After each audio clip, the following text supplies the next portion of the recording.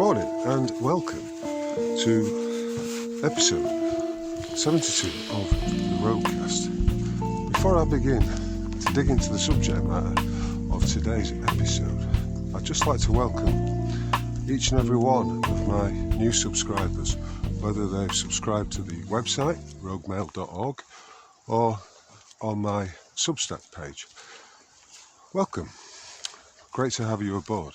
In today's ramble, which is coming to you on the 14th of February from Sansom Woods, north of Nottingham, I'd like to begin by talking about state plunder. State plunder is essentially the theft of your property, your energy, and your monies or credits in the financial system. And that is usually achieved via taxation, fines, and inflation. I've not recorded an episode for some time, not since December, apart from a most enjoyable episode that I recorded with Dom and Christian of the Sheep Farm podcast, and I'll link to that below. It's called Back on the Farm. I think you'll find that it is the most enjoyable listen.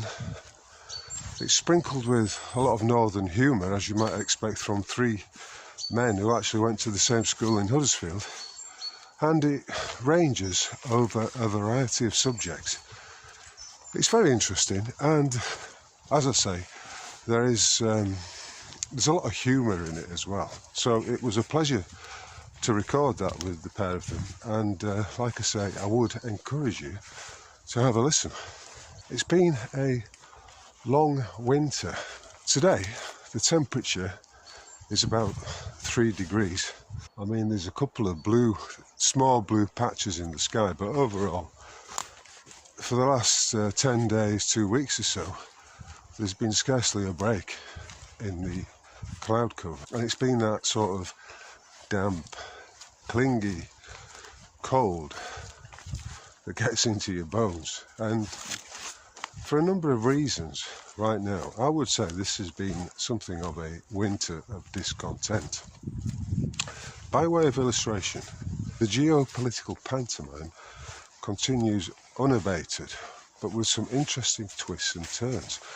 I wrote an article 2 or 3 weeks ago entitled The Pendulum Swings.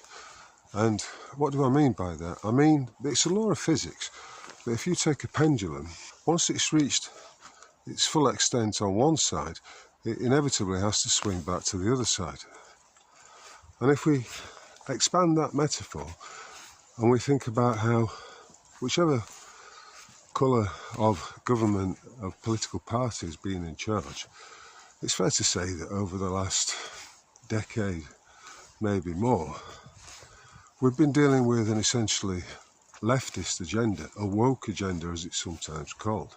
One aspect of this that is being revealed right now in America through Department of Government Efficiency and the executive orders and actions taken by the Jesuit saviour, Donald Trump, and his multi-billionaire sidekick, Elon Musk, both of whom I would posit are controlled and taking their orders from above.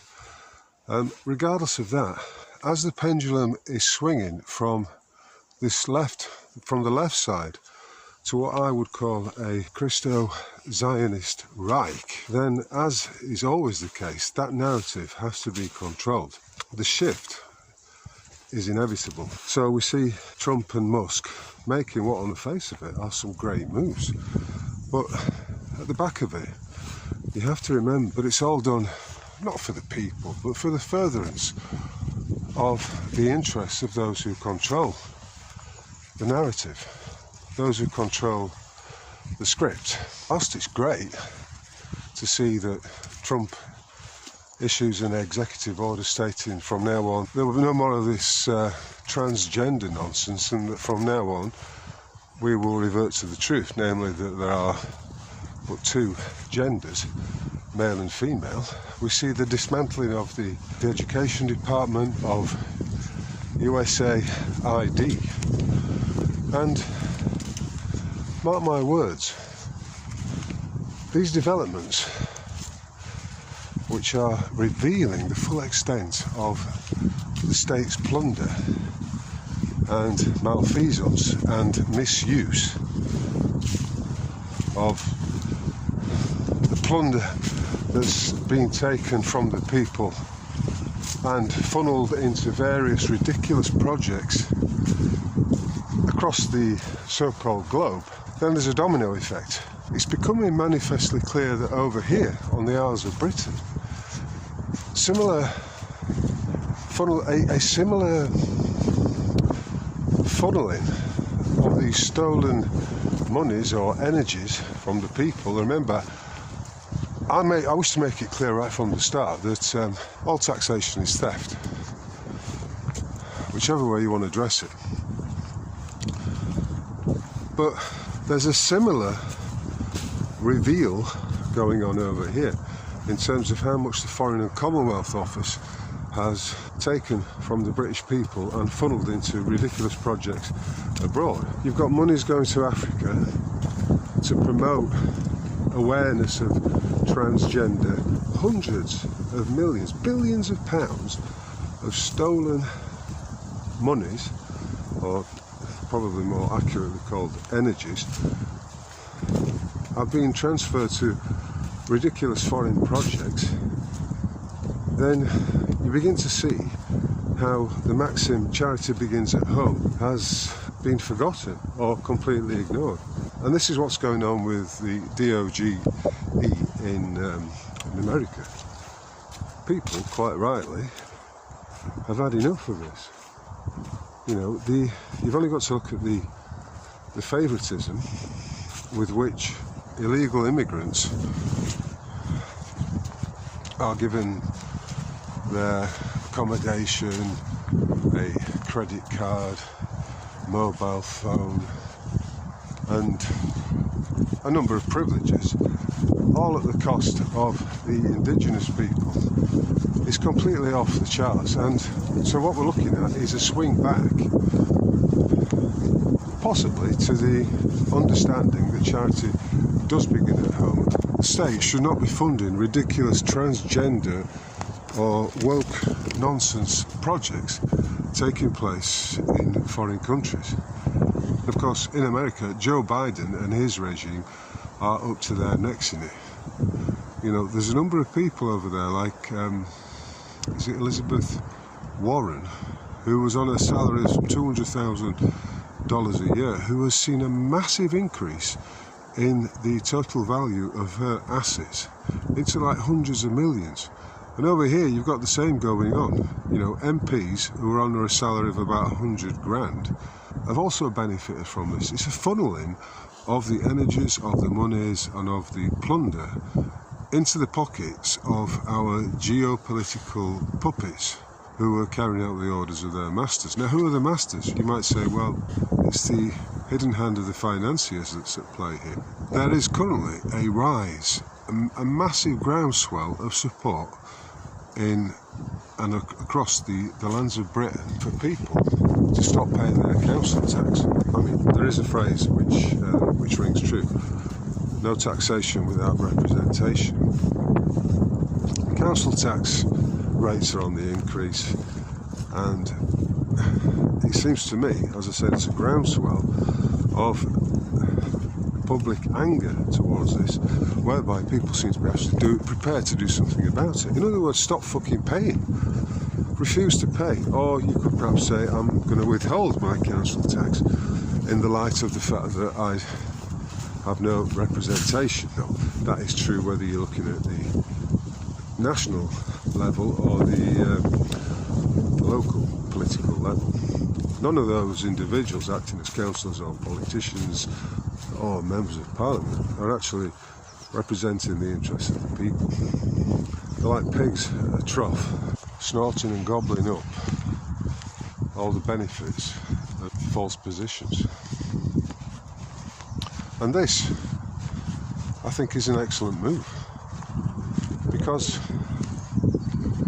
you know, what should you do when you find out that you're being robbed, that all your monies are being funneled into projects to the tunes of hundreds, if not billions of pounds, for projects that involve foreigners, when we've got so many issues in this country, when I say this country I mean the Isles of Britain, that affect the indigenous populations.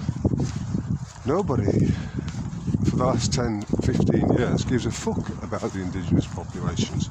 It's manifestly beginning to swing in the other direction in terms of these audits that are revealing the incredible theft. People come to realise that charity does indeed begin at home. You've got to look after your own people first of all, your native populations. But as I say, it is a fucking pantomime, and it's all being managed. And Donald Trump and Elon Musk are playing their part in as a sort of Batman and Robin, the saviours of the population. People are coming just in case, you know. She's a bit lively. No, she's fine with people, but other dogs, she's a bit of a bully. Well, when you're that size. Yeah. It's Have a good one. It's a dog-eat-dog world, isn't it? Hey! Cheers, mate. Where was I? Yeah, taking care of the indigenous population. It's going to swing that way, and it's inevitable that the moves that have been initiated across the Atlantic will manifest over in the European, particularly the northern European countries as well, because people have had enough of it. I mean, in Britain we have what is demonstrably a two-tier justice system, and it's on this very subject that I'd like to pontificate for a few minutes. I put out my last ramble in the woods was entitled The Mortgage Monkey, and in that I detailed, right, with all the evidence and with a cogent, logical argument, just how your mortgage, when I say your mortgage, the mortgage charge over your house and the loan associated with it are demonstrably fraudulent. And there's no way around it. The facts of the deed of mortgage are plain to state. The individual is encouraged to sign the deed of mortgage before he actually owns a house. And you cannot grant a charge over a house or a property that is not yours. That's why they never ask you to date the deed of mortgage. There's a bait and switch going on. You go in as the creditor. It is, after all, your signature that creates the credit in a system, in the credit-based financial system that we have now, built on a series of these bait and switches and fraudulent actions. You go in as the creditor, and you come out as, you know, the bait is the prospect of owning your own home, buying your own home.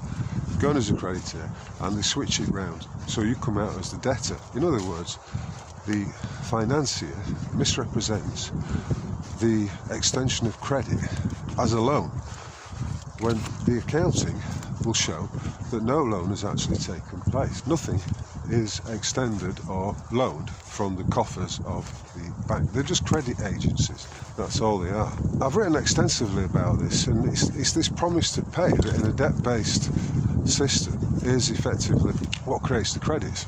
A banknote has also got that promise to pay on it, but of course it's an empty promise.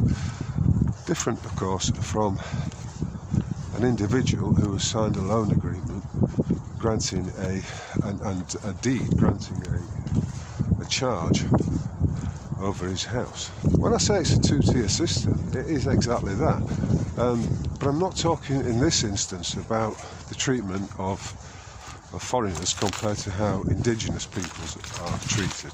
I'm talking specifically about how the rigged court system is weighed in favour at all times of the financiers. Dave had a possession order issued over his home, and so it was decided, we decided that Dave should switch it round and go in as the claimant.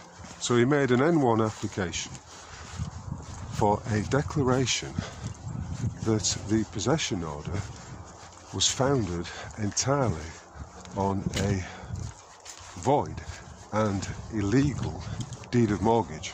I mean, demonstrably so. The arguments are so sound, it's ridiculous. to argue against them. But nevertheless, as you can probably anticipate, the hearing was 2 days ago.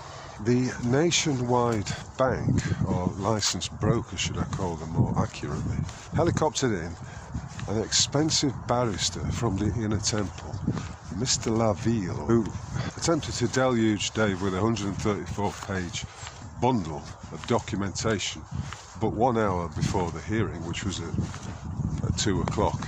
I've seen this myself. 10 years ago, I had an individual called Sir Ross Cranston, state that although my arguments, the points were proven and demonstrably correct with regard to the various frauds of the mortgage that I had entered, his question was, well, where would this be? If we allowed your case to stand, what would this mean? What would the implications mean? The implications would be huge and deleterious when it came to the profiteering of the financiers. That's the situation we're in. This judge on Wednesday used the same line of reasoning. You're talking about commerce, and this is about a domestic mortgage. It's completely different, and he's wrong in that, of course, because the mortgage industry is a multi-billion-pound racket, and it's all set up for the advantage and the profiteering of the financiers. So what we've got here is a situation where my friend Dave went in with a very reasoned and a very balanced argument, seeking a declaration that the mortgage deed that the purported lender had relied upon was null and void for the reasons I've stated previously. He's provided all the authorities which show that this is how the financiers operate. That there is no loan, therefore there is no debt. We're talking about the monetary mechanics of any and all loans. But the judge determined, with the help of Mr Laville, you see, what they do is they accuse you of that which they're doing themselves. The game is rigged entirely in favour of the financiers. And an individual, and I think this is probably this may well be one of the first times an individual like Dave has gone in and argued this point, made the application, gone in as a claimant, and relied entirely upon the mechanics of the loan, as well as upon the, on its face, fraudulent and void nature of the deed of mortgage and the loan agreement, both of which fail to comply with the statutory requirements of the 1989 Law of Property Act sections 1 and 2. Look it up, you'll see exactly what I mean. Where does that leave us? Well, this is it. There is obviously no remedy to be had in the court system. And so we're reaching that point where the only possible remedy is that which is happening right now with regard to the council tax. In other words, people drawing a line in the sand and saying, no more. I'm not taking this anymore. What I'm suggesting is mortgage strikes across the Isles of Britain. People getting together, using the cogent and logical arguments that I've outlined on my website in the Rogue Mortgage section, and which are also in the film, which can also be seen and understood in the film The Great British Mortgage Swindle. We've got to hit them where it hurts, and this plundering. Once you see it, are you going to continue to take it, or are you going to do something about it? Because there are something like 6.6 million mortgages that are in default across the Isles of Britain right now. 6.6 million.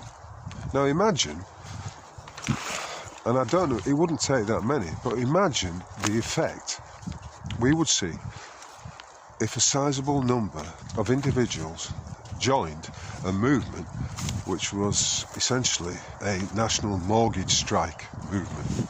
There's no way that the courts would be able to evict hundreds of thousands of individuals. You bring the courts to a standstill, and you'd also deprive the fake lenders of their income streams. In other words, you'd be hitting them in the pocket. You'd be doing your own, it'd be like the people's version of what's going on with the DOGE. Of course, the DOGE does not go into the mechanics of of these credit transactions, of these numerous funnels that are siphoning off the credits into the pockets of foreign agencies and those in the employment of the USAID. I'd like to emphasise at this point that I'm not here to change the world, because we are dealing with what you might call the demiurge, the false god of this world, to whom allegiance is paid by the financiers and the likes of Musk and Trump. Trump being a Jesuit-educated stooge and probably a Freemason, and Musk certainly being a Freemason.